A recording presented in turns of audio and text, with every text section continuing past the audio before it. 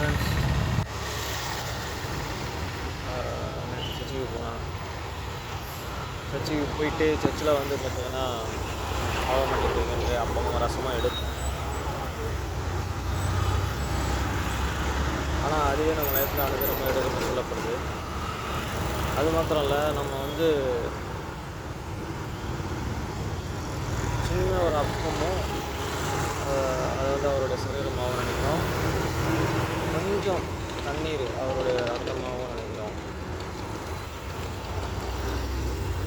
அந்த தண்ணீருக்கு பதிலாக தான் திராட்சை ரசம் இருந்தது.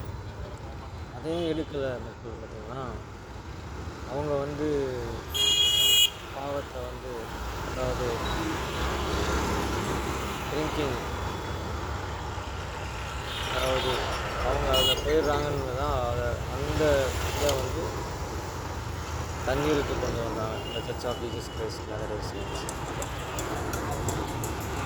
நம்ம வந்து அதை செய்யும் போது நம்ம வாழ்க்கையிலேருந்து பாவம் வந்து முக்கியமாக அவர்கிட்ட நம்ம மன்னிப்பு கேட்கும்போது அந்த இடத்துல பீஸ்ஃபுல்லாக புனிதமாக அந்த இடத்துல வந்து நம்மளுக்கு வந்து ஒரு மன்னிப்பு கிடைக்குது.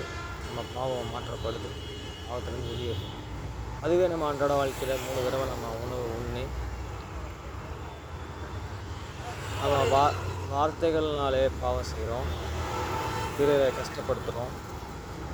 அதுலேருந்துலாம் நம்மளை மீட்டு கொண்டு வர்றதுன்னா திருப்பியும் இன்னொரு வாரத்தில் நம்ம திருப்பியும்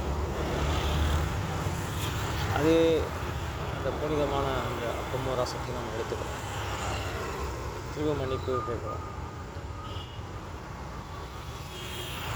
ஆனால் அதிகமாக நம்ம உணவு உண்றதுனால வந்து பாவம் அதிகமாக செய்ய நம்ம பாவத்தில் இதுவும் சரி, பாவம் செய்யாமல் நம்மளால் வாழ முடியல. ஓகேங்களா? அதுவே உணவை கண்ட்ரோலாக நம்ம எடுத்து வாழும்போது பாவத்துலேருந்து நம்ம மீண்டு வரோன்றது வந்து தெரிய வருது.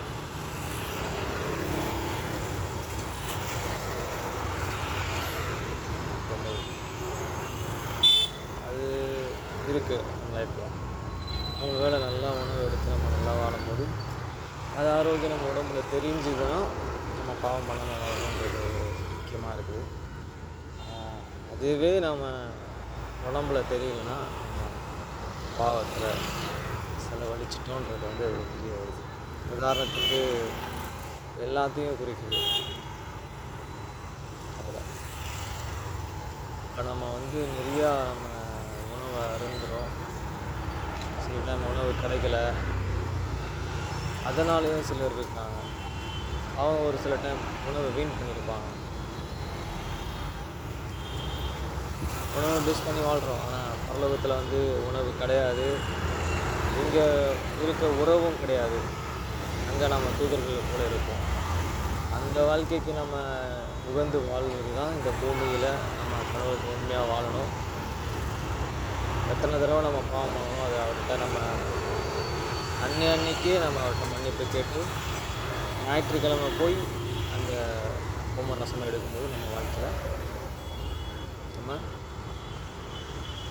மன்னிக்கப்படுறோம். திரும்பியும் அதுக்குன்னு நம்ம வாழப்படுறோம். வாழ்க்கை நம்மளுக்கு தரப்படுது, நம்ம அதில் வாழ்கிறோம். சரிங்களா? இதுவே நம்ம வாழ்க்கையில் இன்னும் புனிதமாக நம்ம வாழணும் அப்படின்னு நினைக்கும்போது அவருடைய வேத வசனங்களை வாசிக்கும் போது அந்த தினமும் நமக்கு வந்து அவரிடத்துலேருந்து நமக்கு அந்த வேத வசனத்துலேருந்து நமக்கு நல்ல வார்த்தைகள் கிடைக்குது. நிறைய பரிசுத்தவான்கள் பரிசுத்தமாக வாழ்ந்துருக்கிறாங்க, வாழ்ந்து கொண்டு இருந்தாங்க, வாழ்ந்ததை அவங்க எழுதியிருக்காங்கன்றது நம்மளுக்கு தெரியாது. அவ்வளோ முக்கியமாக இருக்குது. அவங்க வாழ்க்கையிலும் இடர் இருப்பாங்க. அந்த இடர்லேருந்து திருப்பி மீண்டு கடவுள்கிட்ட வந்துட்டுருப்பாங்க. கடவுள் விட்டு தூரமாக போயிட மாட்டாங்க. இது வந்து அந்த வேத வசனங்கள் சொல்லப்படுது. அது மாதிரி நம்ம லைஃப் இருக்கிறோம்.